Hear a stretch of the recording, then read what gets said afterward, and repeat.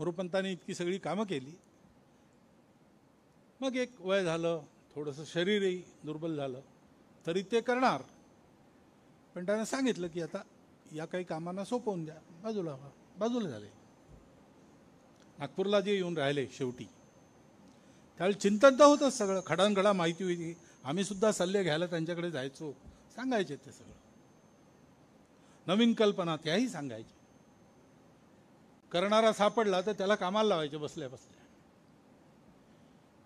परंतु त्यांना एकदा म्हटलं की झालं आता जरा आराम करा. आराम करायचा, कुठेही मी कसा आराम करू वगैरे वगैरे नाही, किंवा मी इतकं केलं आहे याचा मागमूसही नाही. कोणी जर त्यांच्या या सगळ्या कर्तृत्वाचा उल्लेख वगैरे केला तर ते हसत खेळत त्याची अशी हलकी संभावना करायची. 75 वर्ष त्यांची पूर्ण झाली. आम्ही सगळे वृंदावनला बैठकीत होतो, सगळे देशभरातले कार्यकर्ते होते. आणि शेवटच्या त्या समारोपाच्या अगोदरच्या सत्रात शेषाद्रीजींनी म्हटलं, आज अपने मोरोपंत जी के 75 वर्ष पूरे हुए, इसके लिए उनको शाल, तर शाल पांघरली. आणि मग म्हटलं थोडंसं बोला, तर ते म्हणे कशाला बोलायचं. नाही बोला, आग्रह झाला.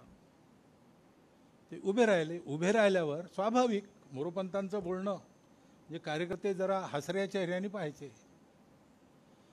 तर ते म्हणायचे की मेरी मुश्किल ये है कि मैं खड़ा होता तो लोग हंसने लगते, मैंने हंसने लायक कुछ बोला नहीं तो भी मेरे बोलने पर हंसते, क्योंकि मुझे लगता है लोग मुझे गंभीरता से नहीं ले रहे.